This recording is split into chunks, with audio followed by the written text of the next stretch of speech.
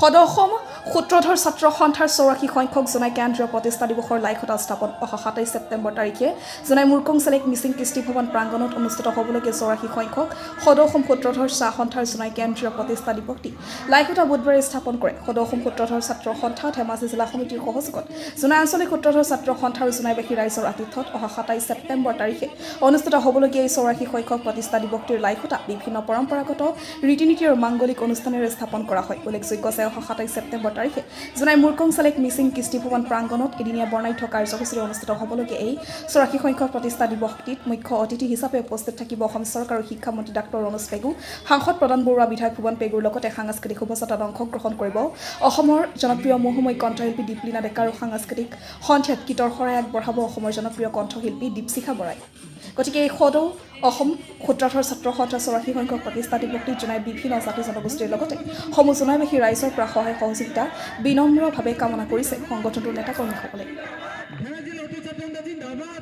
এটা ডাঙৰ এটা বৃহৎ মানে আমাৰ এক বছৰীয়া আমাৰ এটা প্ৰস্তুতি থাকে। আমি যোৱাবাৰ আমি কোকৰাঝাৰত পাতিছিলোঁ।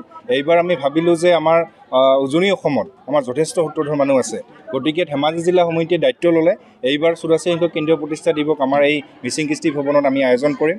আৰু ইয়াত মুখ্য অতিথি হিচাপে থাকিব আমাৰ মাননীয় মন্ত্ৰী ৰণোজ পেগু ডাঙৰীয়া, আমাৰ মিচিং ছাত্ৰ ছাত্ৰী পৰিষদৰ মুখ্য কাৰ্যবাহী বিষয়া ডাঙৰীয়া থাকিব, আমাৰ ভুৱন পেগু ডাঙৰীয়া নিজেই এই উদ্বোধনী সমিতিৰ সভাপতি, আৰু ইয়াৰ লগতে আমাৰ সাংস্কৃতিক শোভাযাত্ৰাৰ মুখ্য আকৰ্ষণ হিচাপে থাকিব আমাৰ সন্মানীয় বাইদেউ দীপলীনা ডেকা, আমাৰ সাংস্কৃতিক সন্ধিয়া দাঁতি থাকিব আমাৰ দীপশিখা বৰা। গতিকে এটা সুদীৰ্ঘ এক বছৰৰ আমাৰ প্ৰস্তুতি থাকে। সেই প্ৰস্তুতিৰ আজি অহা 27 ছেপ্টেম্বৰ তাৰিখে আমাৰ সমাপ্ত হ'ব। কিন্তু আমি আশা কৰিছোঁ যে অহা 27 ছেপ্টেম্বৰ তাৰিখে আমি উলহ মালহেৰে আমাৰ যি সদৌ অসম ছাত্ৰ সন্থাৰ 84 সংখ্যক কেন্দ্ৰীয় প্ৰতিষ্ঠা দিৱস হ'ব, ইয়াত যাতে আমি ভালদৰে উদযাপন কৰিব পাৰোঁ। আমাৰ সদৌ ছাত্ৰ সন্থাৰ বিভিন্ন দাবীসমূহ আছে।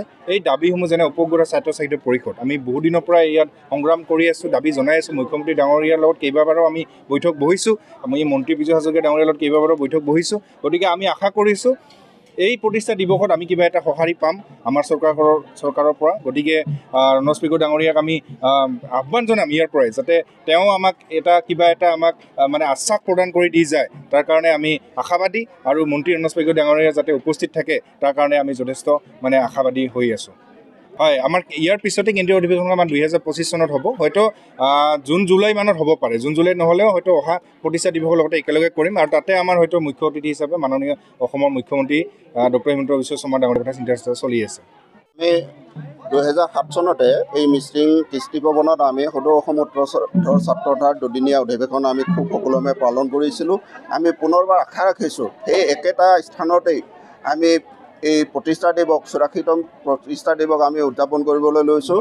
আৰু ইয়াত আমাৰ ভাল লাগিছে কি যে ধেমাজি জিলাৰ লগতে জোনাইত যিখিনি আমাৰ সূত্ৰধৰ মানুহ আছে, সকলোৱে ল'ৰা বোৱাৰী বুঢ়া সকলোৱে সহযোগ কৰিছে, আৰু আমি আশা ৰাখিছোঁ ই যাতে অতি সফলভাৱে আমাৰ ৰূপায়ণ হ'ব।